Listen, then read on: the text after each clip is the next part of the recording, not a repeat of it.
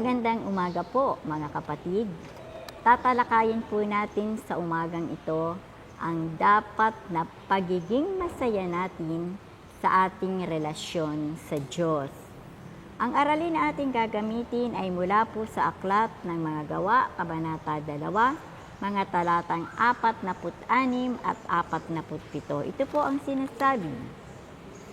Araw-araw, sila'y nagkakatipon sa templo, nagpipira-piraso ng tinapay sa kanilang tahanan at nagsasalo-salong masaya sa kalooban. Nagpupuri sila sa Diyos at kinalulugdan ng lakas lahat ng tao. Bawat araw ay idinaragdag sa kanila ng Panginoon ang mga inililigtas. Isang pilasopong Aleman ang nanunuyang nagsalita sa mga mananampalataya sa ating kapanahunan. Ang sabi niya, "Maniniwala sana ako sa kaligtasang sinasabi ninyo, kung kahit kaunti man lamang ay nakikita ito sa inyo bilang mga taong iniligtas." Ang panunuya at pagpunang ito ay nagbibigay o nagpapahiwatig ng isang katotohanan. Kapag hindi nakikita ang kaligayahan ng Panginoon sa mga mananampalataya, ang ating patotoo ay masasabing lumpo at ang gawain kay Kristo ay nahahadlangan. Kadalasan kasing nakikita kapag ang lahat ay pawang maayos, masagana, walang problema, masaya at laging nakikitang nakangiti at mabilis ang pagsasabi ng praise the Lord, lalo't kapag nagtitipong kasama ng mga iba sa gawain. Subalit sa sandaling may isip lang suliranin na dumaan sa kanila, lupaypay kaagad at di na maipinta ang mukha sa lumbay. Naroroong naghihinanakit na sa Diyos at nanunumbat kung bakit ang mga di mananampalataya ay gumiginhawa at nakatatamo ng kaginhawahan. Napakahina ang espiritual na katayuan, nasasalig lamang sa sitwasyon. Napakalaking kaibahan ng mga mananampalataya noong unang siglo, nang ang mga Hudyo ay namumuhay sa ilalim ng pamatok ng mga Romano. Alam nila kung gaanong panganib ang nakaumang dahil sa kanilang pananampalataya. Nandoon lagi ang pag-uusig at mabibigat na kaparusahan. Subalit ito ay hindi naging hadlang. Patuloy silang nagtitipon araw-araw at masaya ang kalooban. Nagpupuri sa Panginoon na may bukal na kagalakan. Ang kanilang kasiyahan ay hindi nasasali sa kanilang kapaligiran, hindi sa sitwasyon o nagaganap. Ang pagpapahayag ng kanilang kagalakan ay maliwanag na nagmumula sa kanilang kaugnayan at pagkakilala kay Kristo. At ito ay nag-iwan ng malalim na palaisipan sa mga nagmamasid sa kanila. Noong taong 1836, ang mga misyonerong naglilingkuran sa Madagascar ay pinaalis at sinabihang di nila nais ang mga manggagawa ng Diyos doon. Bagamat ang mga ito ay naitaboy, marami namang naiwang mga Biblia.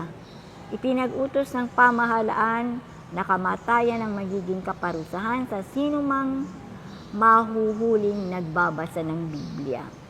At halos sa loob ng kalahating siglo, ang pag-uusig ay lalong sumidhi at mahigit sa 10,000 ang tumanggap ng iba't ibang mabibigat na kaparusahan.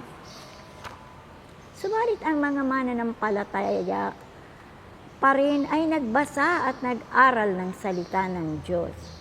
Ang mga babala at pahirap ay hindi naging sapat na dahilan kung ihahambing sa kagalakan natatamo ng mga mananampalataya sa pagbabasa ng banal na kasulatan. At nang ang supply ng mga Biblia ay naubos na, maraming kopya ng kahit anong bahagi nito ang lumabas sa pamamagitan ng sulat kamay. At katakataka na mula sa 1,000 tagasunod at 200 na tagapakinig sa mga misyonero bago ang mga ito ay naitaboy, ito ay naging 7,000 tagapakinig. Ito ay dahil sa naiwan lamang na kasulatan at sa nakitang kagalakan at katatagan ng mga naiwang tagasunod. Bagay na ninais ng mga tao roon na sila man ay nakaranas. Ito ang nagagawa ng kapangyarihan ng banal na kasulatan at mga mananampalataya na may kagalakan. Kagalakang ipinangako ni Jesus na babalong sa isang taong tinanggap ang tubig ng buhay. Marami pang mga karanasan ang narinig natin mula sa iba't ibang kapaligiran sa parteng Europa, ibang bahagi ng Asya. Bagamat may katatagan at kagalakan silang nanindigan sa Panginoon, habang sila ay hinihigpitan ay lalong nadarama ang katamisan ng pag-ibig ni Kristo na hindi inaalintana ang buhay. Bagkus, may kasiyahang ito ay iniaalay. Para sa kanila, ito ay hindi sakripisyo, kundi pribilehyo na mapabilang sa pamilya ng Diyos. Ito ang tunay na nangyayari kung tunay na nararanasan ang malalim na kaugnayan kay Jesus. Ang kagalakang ito ay natatamo lamang sa paglalim ng pagkakilala kay Jesus. Kaya nga, idinalangin ni Pablo sa mga taga-Efeso, hinihiling ko sa Kanya, ayon sa Kanyang kayamanan at kadakilaan, na palakasin niya ang inyong buhay espiritual sa pamamagitan ng Kanyang Espiritu. Naway manahan si Kristo sa inyong puso sa pamamagitan ng inyong pananalig sa Kanya upang sa inyong pag-uugat at pagiging matatag sa pag-ibig, maunawaan ninyo, kasama ng mga hinirang, kung gaano kadakila ang pag-ibig na ito upang mapuspos kayo ng kapayapaan ng Diyos. Ikaw ba, kapatid, ay may kagalakan? Ito ba'y nasasalig sa iyong katayuan?